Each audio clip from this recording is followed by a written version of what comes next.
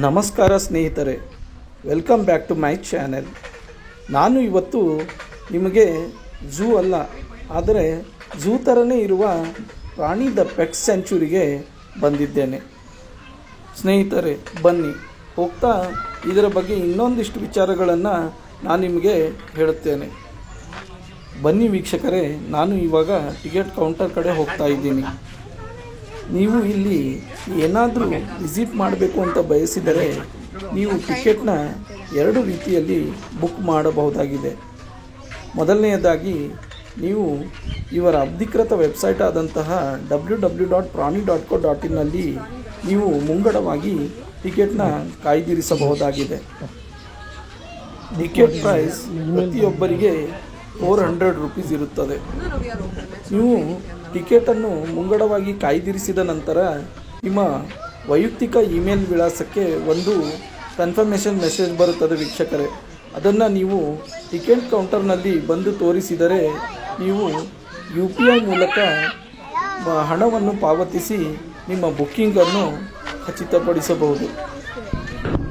ಎರಡನೆಯದಾಗಿ ನೀವು ನೇರವಾಗಿ ಇಲ್ಲಿಗೆ ಬಂದು ಹಣವನ್ನು ಪಾವತಿಸಿ ಟಿಕೆಟ್ ಪಡೆದುಕೊಳ್ಳಬಹುದು. ಈ ಪ್ರಾಣಿ ದ ಪೆಟ್ ಸೆಂಚುರಿಗೆ ಕನ್ನಡ ಚಿತ್ರರಂಗದ ಮಹಾನ್ ಗಣ್ಯರು ಕೂಡ ಭೇಟಿ ಕೊಟ್ಟಿದ್ದಾರೆ, ಆಗಾಗ್ಗೆ ಕೊಡುತ್ತಿರುತ್ತಾರೆ ಕೂಡ. ನೀವು ಏನಾದರೂ ಆ್ಯನಿಮಲ್ ಲವರ್ಸ್ ಆಗಿದ್ದರೆ ಮತ್ತು ವಿಶೇಷವಾಗಿ ಮಕ್ಕಳಿಗಂತೂ ಇದು ಒಂದು ಹೇಳಿ ಮಾಡಿಸಿದ್ದಂತಹ one day budget friendly trip ಆಗಿದೆ ಅಂತ ಹೇಳ್ಬೋದು. ಸಾಧ್ಯವಾದರೆ ವಿಷಯದಲ್ಲಿ ನೀವು ಒಮ್ಮೆ ಭೇಟಿ ಕೊಡಿ. ಇದರ ವಿಶೇಷತೆ ಏನೆಂದರೆ ಇಲ್ಲಿ ಸರಿಸುಮಾರು 700ಕ್ಕೂ ಅಧಿಕ ಪ್ರಾಣಿಗಳನ್ನು ರೆಸ್ಕ್ಯೂ ಮಾಡಿ ಸಂರಕ್ಷಿಸಿ ಅದನ್ನು ಒಂದು ಸ್ಯಾಂಕ್ಚುರಿಯಾಗಿ ಮಾರ್ಪಾಡು ಮಾಡಿ ಪ್ರವಾಸಿ ಸ್ಥಳವಾಗಿಸಿದ್ದಾರೆ. ಸಾಕಷ್ಟು ಜನರಿಗೆ ಈ ಸ್ಥಳ ಎಲ್ಲಿದೆ ಅಂತ ಸ್ವಲ್ಪ ಕನ್ಫ್ಯೂಷನ್ ಆಗ್ಬೋದು. ನಾನು ನಿಮಗೆ ಈ ವಿಡಿಯೋನ ಎಂಡ್ನಲ್ಲಿ ಅದನ್ನು ಹೇಳುತ್ತೇನೆ, ಹಾಗೆ ಡಿಸ್ಕ್ರಿಪ್ಷನ್ ಬಾಕ್ಸ್ನಲ್ಲಿ ಲೊಕೇಶನನ್ನು ಶೇರ್ ಮಾಡುತ್ತೇನೆ, ನೀವು ಅಲ್ಲಿ ನೋಡಬಹುದು. ಇಲ್ಲಿ ನೀವು ನನ್ನ ಎದುರಿಗೆ ನೋಡಬಹುದು ವೀಕ್ಷಕರೇ, ರೆಸ್ಕ್ಯೂ ಮಾಡಿದಂತಹ ಕುದುರೆ ಬಗ್ಗೆ ಮಾಹಿತಿಯನ್ನು ಕೊಡುತ್ತಿದ್ದಾರೆ. ಬನ್ನಿ ನೋಡೋಣ.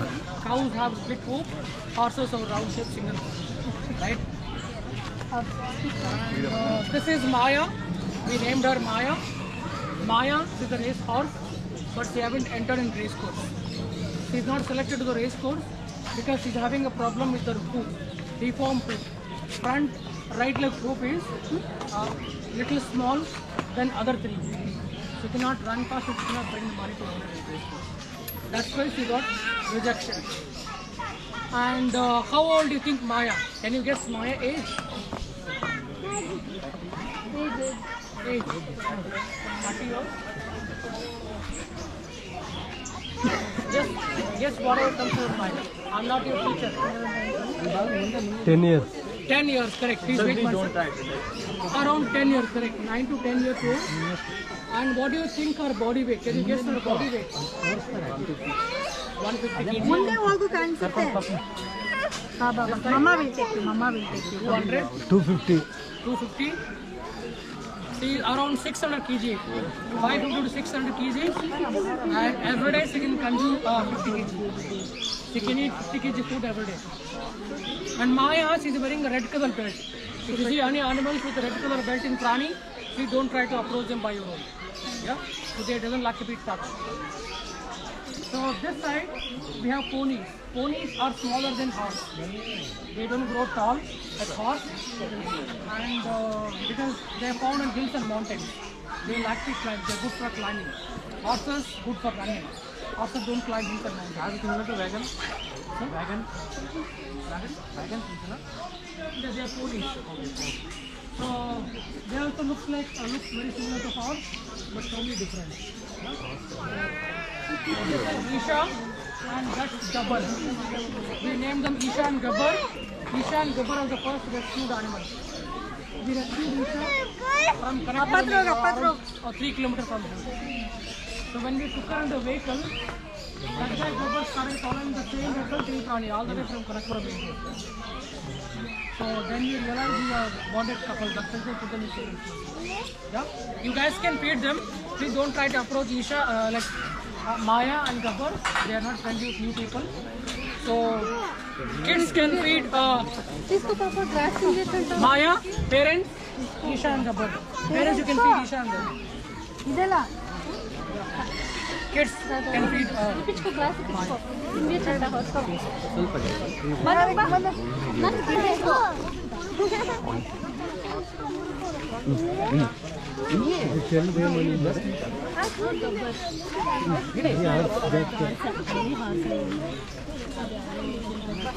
See his teeth. See his teeth. Yeah, the reject kind of it.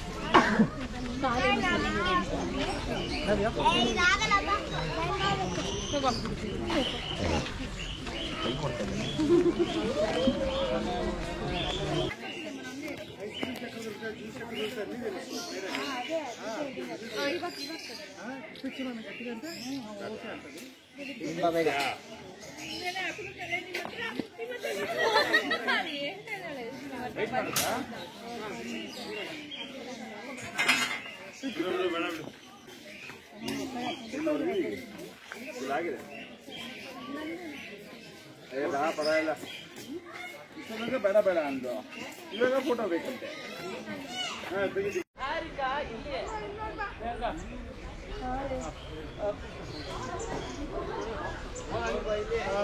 What animal is this? Goats ಕರೀತಾರೆ. ಓಕೆ. ಸೊ ಅದು ಇಂಡಿಯನ್ ಗೋಟ್, ಅಲ್ಲಿರೋದು ಇಂಡಿಯನ್ ಗೋಟು. ಇಂಡಿಯನ್ ಗೋಟು ಸ್ವಲ್ಪ ಎತ್ತರ ಇರುತ್ತೆ, ಆಫ್ರಿಕನ್ ಮೌಂಟೇನ್ ಗೋಟ್ಸ್ ಅಂತ. ಓಕೆ. ನೋಡಿ ಇದೆಲ್ಲ ಆಫ್ರಿಕಾ ಡಿಶ್, ಆಫ್ರಿಕಾ ಅಲ್ಲಿ ಅಲ್ಲಿ ಬೇಬೀಸ್ ಕೂಡ ಇದೆ ನೋಡಿ, ಜಸ್ಟ್ 10-15 ಡೇಸ್ ಓಲ್ಡ್ ಬೇಬೀಸ್ ಕೂಡ ಇದೆ. ಓಕೆ. ಅದು okay.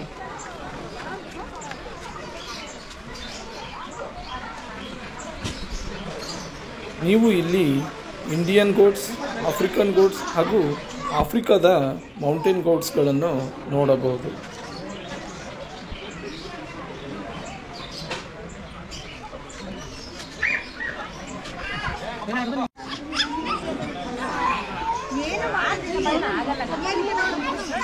White meat in this side.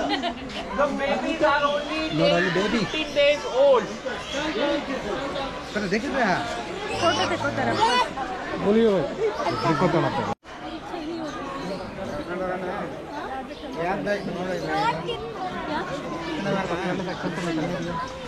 मुझे निकलना है.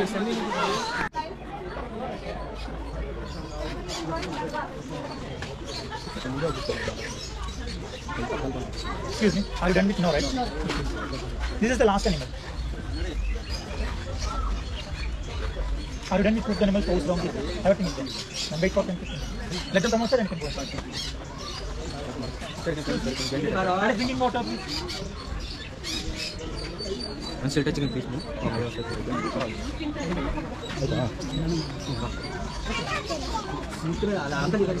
Please don't touch it.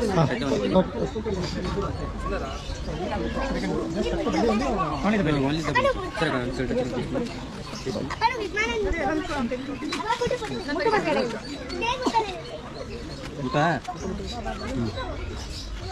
Sir, don't touch the fish. Touch only belly. Once you're touching a fish, come. ಇಲ್ಲಿ ಕ್ಯಾಂಟೀನ್ ಸೌಲಭ್ಯವೂ ಕೂಡ ಇದೆ. ಸ್ನ್ಯಾಕ್ಸ್ ಮತ್ತು ಜ್ಯೂಸ್ ಕೂಡ ದೊರೆಯುತ್ತದೆ. ನಿಮಗೆ ಏನಾದರೂ ಅಡ್ಡಾಡಿ ಸುಸ್ತಾದರೆ ನೀವು ಇಲ್ಲಿ ಬಂದು ಸ್ನ್ಯಾಕ್ಸ್ ಮತ್ತು ಜ್ಯೂಸ್ನ ಸವಿಯಬಹುದು. ಇಲ್ಲಿ ಸರಿಸುಮಾರು 72 ಜನ ಸಿಬ್ಬಂದಿಗಳು ಕಾರ್ಯವನ್ನು ನಿರ್ವಹಿಸುತ್ತಾರೆ. ಅದರಲ್ಲಿ ಸುಮಾರು 30 ಜನ ಟ್ರೈನ್ಡ್ ಪ್ರೊಫೆಷನಲ್ ಆ್ಯನಿಮಲ್ ಹ್ಯಾಂಡ್ಲರ್ಸ್ ಕೂಡ ಇದ್ದಾರೆ ವೀಕ್ಷಕರೇ. ಅವರು ನಿಮಗೆ ಪ್ರಾಣಿಗಳ ಲಾಲನೆ, ಪಾಲನೆ ಹಾಗೂ ಪೋಷಣೆ ಹೇಗೆಲ್ಲ ಮಾಡಬೇಕು ಅಂತ ಮಾಹಿತಿ ಕೊಡುತ್ತಾರೆ.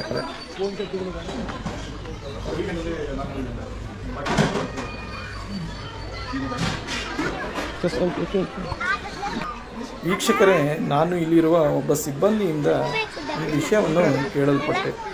ಈ ಮನೆಯಲ್ಲಿ ಏನಾದರೂ ಸಾಕು ಪ್ರಾಣಿಗಳಿದ್ದು ನಿಮಗೇನಾದರೂ ಸಾಕೋಕ್ಕಾಗೋದಿಲ್ಲ ಅಂತ ನಿಮಗೇನಾದರೂ ಅನಿಸಿದರೆ ಆ ಪ್ರಾಣಿಗಳನ್ನು ನೀವು ಈ ಸ್ಯಾಂಕ್ಚುರಿಗೆ ತಂದು ಕೊಡಬಹುದು.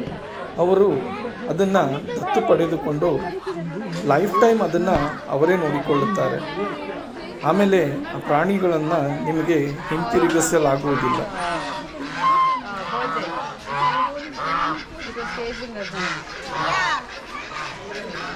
fruit. Can you buy two?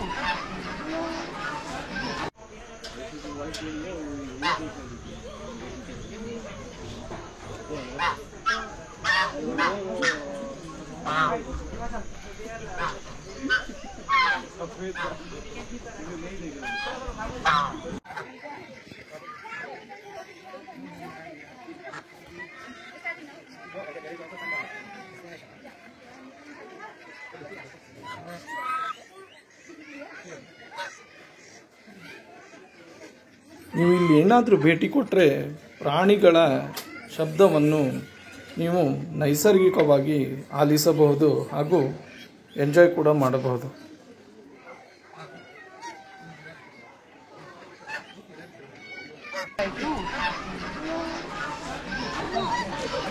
Guys, are you done with bird section?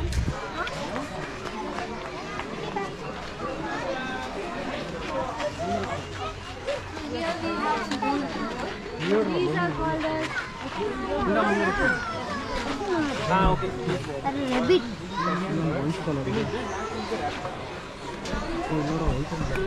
ವೀಕ್ಷಕರೇ, ನೀವು ಇಲ್ಲಿ ಗಿನಿ ಪಿಗ್ಗಳನ್ನು ನೋಡಬಹುದು. ಇದು ಆಫ್ರಿಕಾ ದೇಶದಲ್ಲಿ ಅತ್ಯಂತ ಹೆಚ್ಚಾಗಿ ಕಂಡುಬರುವ ಪ್ರಾಣಿಯಾಗಿದೆ. ಆಫ್ರಿಕಾದ ಜನರು ತಮ್ಮ ಆಹಾರ ಪದ್ಧತಿಯಲ್ಲಿ ಈ ಪ್ರಾಣಿಗಳನ್ನು ಬಳಸುತ್ತಾರೆ.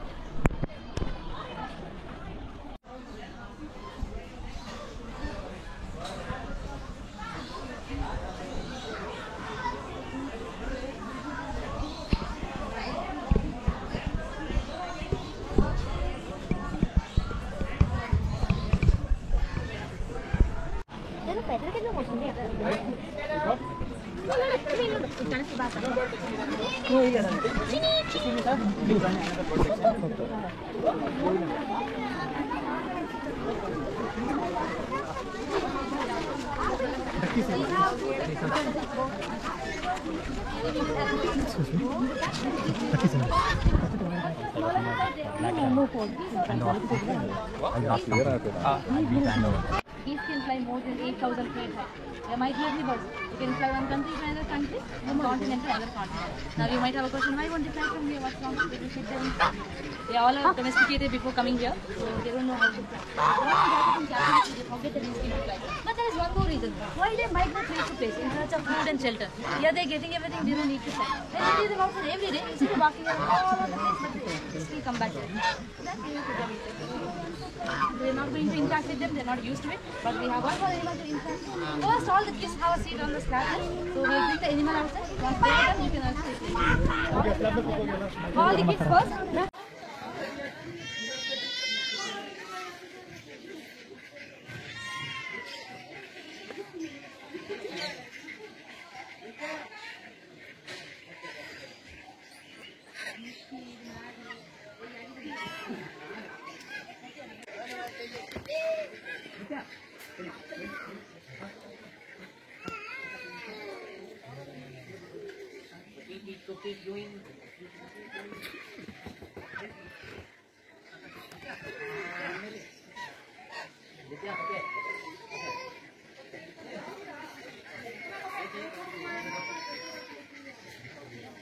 You can send us to jail. Here is an Indian wild animal. So keeping any Indian wild animals or birds is illegal. So we're not supposed to keep them. So this is not here. This is rabbit, and this is called European rabbit.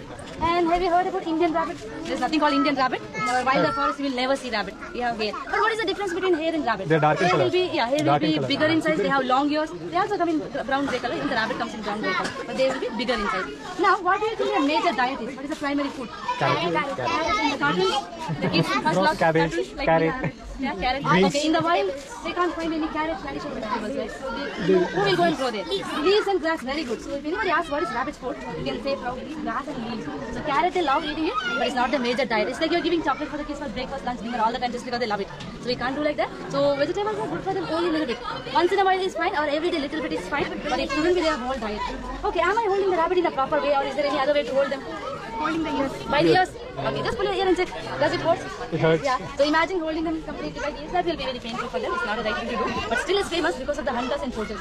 Yeah, don't touch the ear. I'll take now.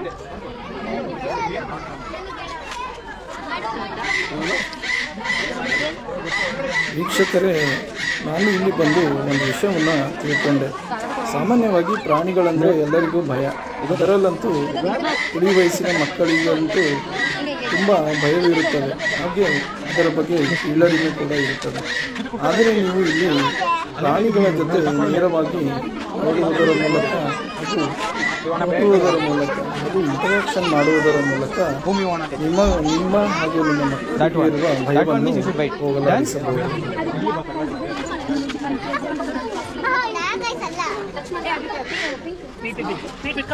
Come this side.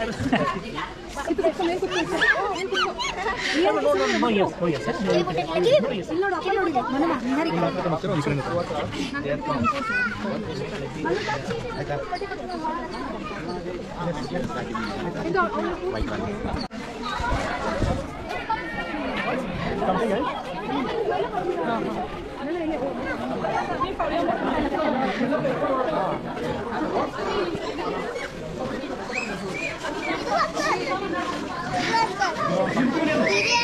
And they are amphibians, so they can breathe through their skin also. So you put them in any surrounding, they can actually survive. Now another very special feature about them is that any part of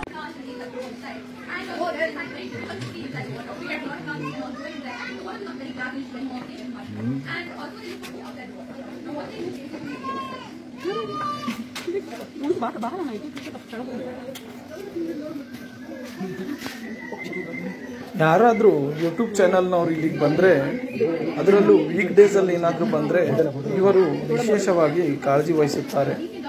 ಪ್ರತಿಯೊಂದರ ಬಗ್ಗೆ ನಿಮಗೆ ವೈಯಕ್ತಿಕವಾಗಿ ಮಾಹಿತಿ ನೀಡುತ್ತಾರೆ. ನಿಮಗೆ video ಮಾಡಲು ಕೂಡ ತುಂಬ ಅನುಕೂಲವಾಗುತ್ತದೆ. ಆದರೆ ನೀವು ಏನಾದರೂ ವೀಕೆಂಡ್ಸ್ನಲ್ಲಿ ಬಂದರೆ ತುಂಬ ರಶ್ ಇರೋದ್ರಿಂದ ಸಮಯ ಕೊಡೋದಕ್ಕಾಗಲ್ಲ ಅಂತ ಇಲ್ಲೊಬ್ಬ ಸಿಬ್ಬಂದಿ ಹೇಳ್ತಾ ಇದ್ರು ವೀಕ್ಷಕರೇ. ನಾನು ಕೂಡ ವೀಕೆಂಡ್ಸ್ನಲ್ಲಿ ಬಂದಿದ್ದೀನಿ, ಆದರೂ ನಾನಂತೂ ತುಂಬ ಎಂಜಾಯ್ ಮಾಡ್ತಾ ಇದ್ದೀನಿ ವೀಕ್ಷಕರೇ.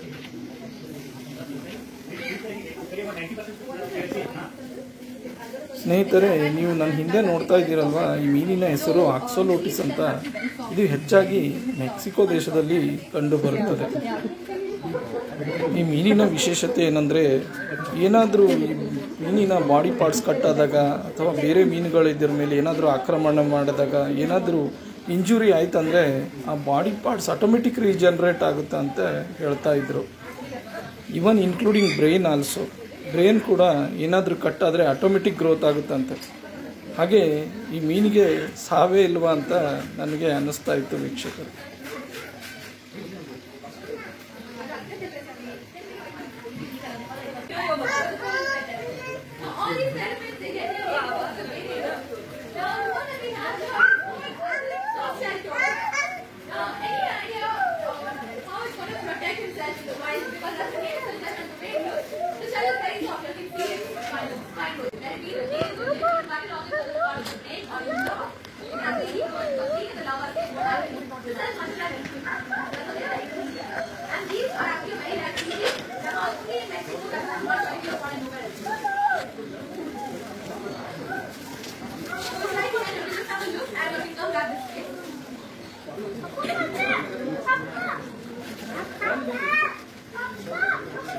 okay, all of y'all can come and stand beside me.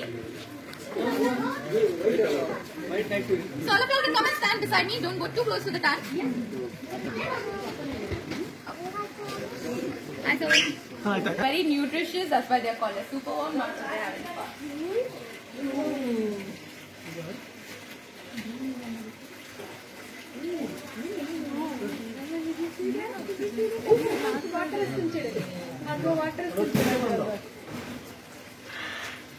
So what basically happens is, these fishes, I can sense it. My body doesn't rush, so that's why it's so calm. If it comes to your hand, he would start coiling up because he feels he wants to be safe. So he wants to take grips and stay around like that. Okay. Come on. So why am I boarding you guys out here is you have no other option also. These species were there during the time of dinosaurs. They're old. Even if somebody comes and tells you I'm going to catch a snake and put it in the forest, that's not a solution because a new snake will come and start doing that job. It's a food chain we have studied in our school. But what do you do if a snake enters your houses? Leave the house. Yes, you should always try to stay away from it. That is not because it's venomous or poisonous. It is because you guys don't know which is venomous and which is not. So in India, we have close to 330 species of snakes. And how many do you think have venom? 3 to 4, 4 to 5. It's actually 4 snakes that's actually creating all the problems of snake bite. And only 10% snakes have venom in the whole country. The 90% are non-venomous. But why are you guys think you have to think every snake is venomous? Because the 90% wants to look exactly like the 10%. That's when the birds animals are getting fooled and walking away. Same color, same pattern, same defense. So you guys will never get confused. So our ancestors have also brought us an inbuilt fear. If you guys know, we are all commonly scared of snakes. The fear is for the same reason. So never approach them. So as he's a pet snake and a non-venomous snake, you would all get a chance to interact with them. How do we interact? It's a gentle touch in the bottom. Why you touching bottom is for a snake, anything goes on top will be a predator. They think you're a bird or an animal to pick them up. And this is a species of python. All pythons are non-venomous. It's a pet python called ball python. A lot of people in the world have it as a pet. So now what are we going to do for interaction is just spread out, make a bigger circle. When I come close, just have a gentle touch in the bottom of the ball. Have 2 fingers and give gentle touch in the bottom. Bottom.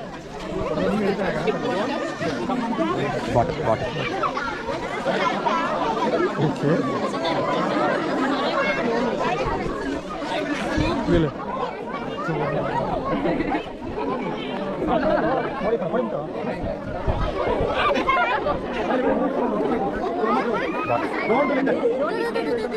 Okay, this is my friend snake, so you can touch it. Outside, you should never touch it.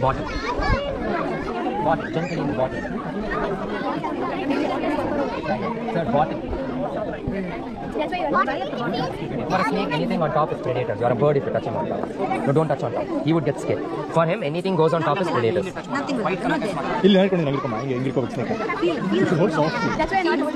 Yeah, I'm just supporting him in the ground. That's all. Don't hold him. So don't hold him. Uncle is the bite. Uncle is the bite. They don't bite, that's why I got him outside. I don't.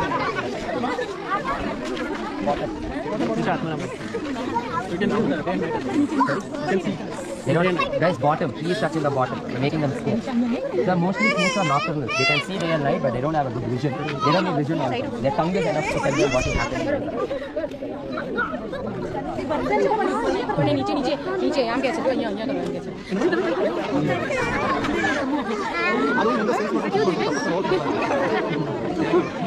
Bottom. Sir, bottom, please. You're scaring him. If you scare him, nobody else would be able to interact with him. Bottom.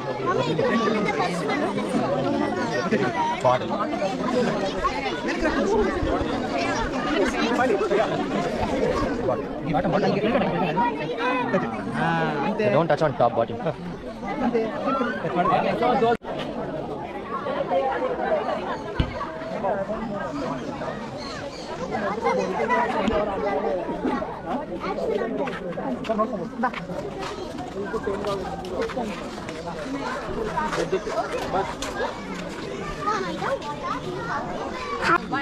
And another thing is their tail is pretty strong, just like they can use their tail just like our monkeys. So monkeys can actually hang on.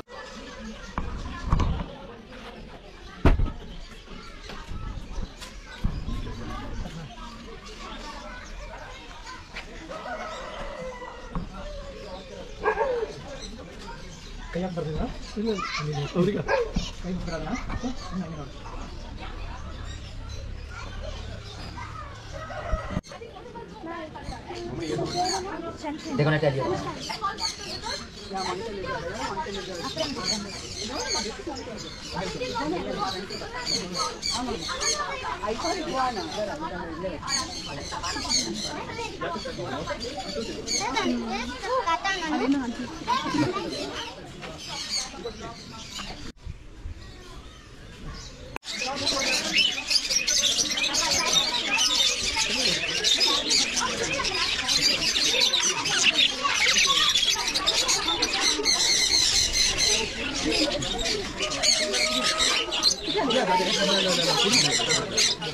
Everybody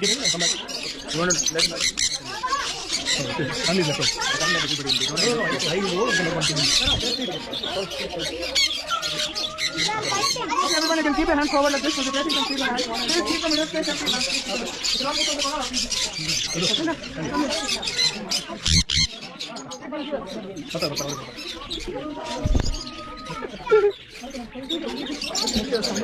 Just take my stand on one side, please. Is it running? It's running.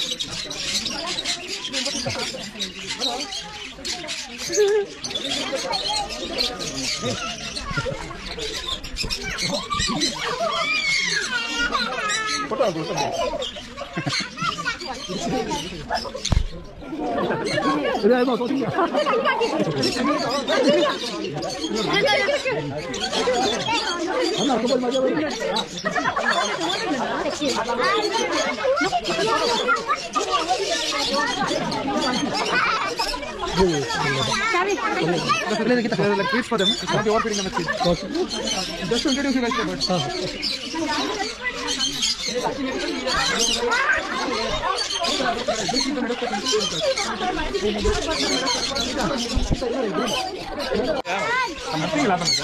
Everyone please move towards the gate. Everyone please move towards the gate. Please start walking towards the gate. They can all please walk towards the gate. Thanks. Thanks. What lies actually.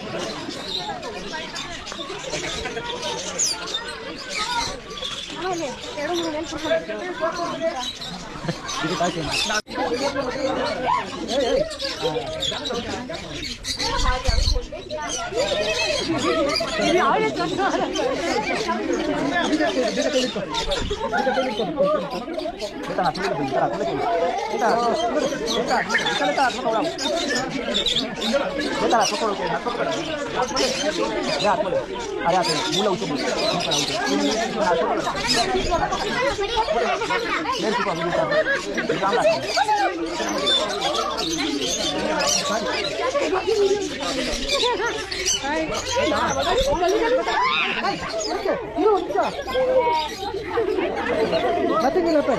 Nothing. Why?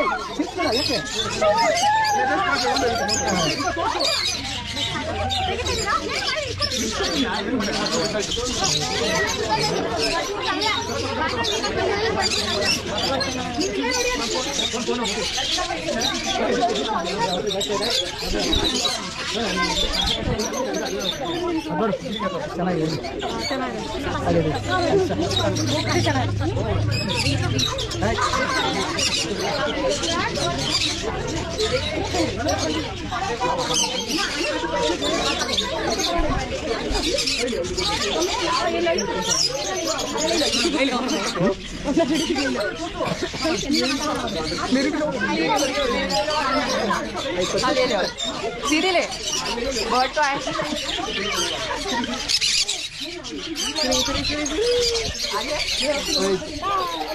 Hi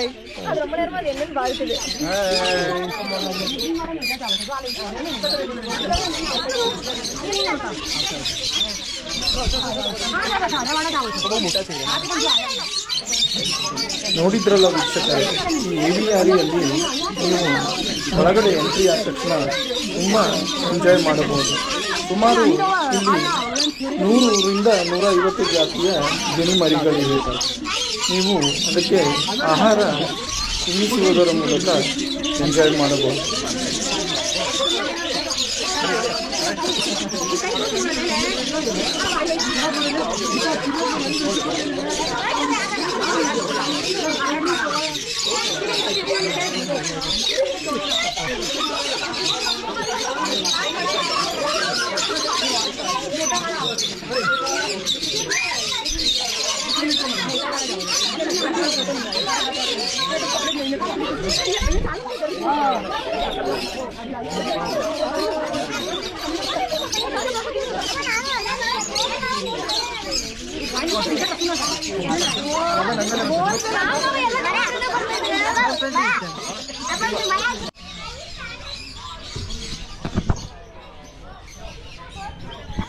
ostrich birds ಕೂಡ ನೋಡಬಹುದು.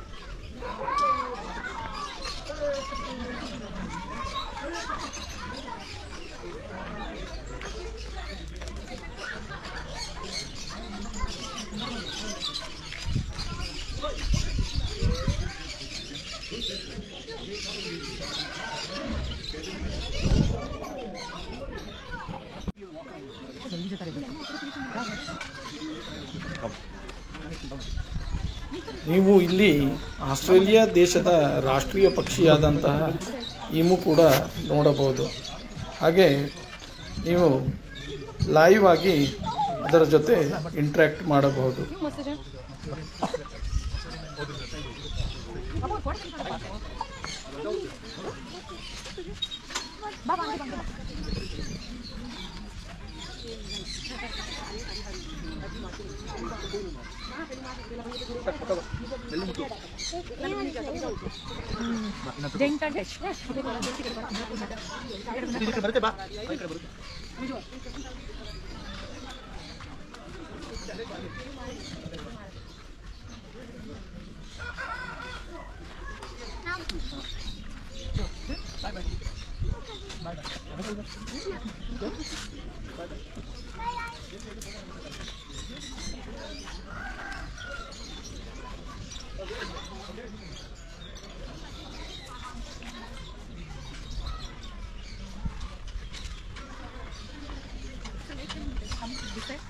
So tell me something, I'll do it. Yes, sir. Tell me something about this. So this over here is the national bird of Australia. Okay. Right? You know what this bird is? National emu, I think. Emu, right? And these guys are the second tallest. Oh. By that I mean they can stand 7 feet tall. Second fastest running. By that I mean they can reach the speed of 50 kilometers per hour. And they are the third largest bird in the world, after ostriches from Africa and cassowaries from New Zealand. Where cassowaries, they don't grow as tall as an emu, but they are much bulkier, so they are considered larger. But they are the third largest bird in the world, right? But both looks like the same. What is the difference then? How can we find them? What is the difference between ostrich and this? Ostrich and this, emu? almost 6 feet. Okay. Ostriches would stand 12 feet tall. Okay. Emus can stand 7 feet tall maximum. And ostriches would have 2 toes. Emus have 3. Also, ostriches' feather color and skin color is different than emus. A female ostrich's feather color would be somewhat like this. Yeah. These are the differences. Okay. Thanks. ಏನು ಮಾಡೋದು? Just hold on, it's time.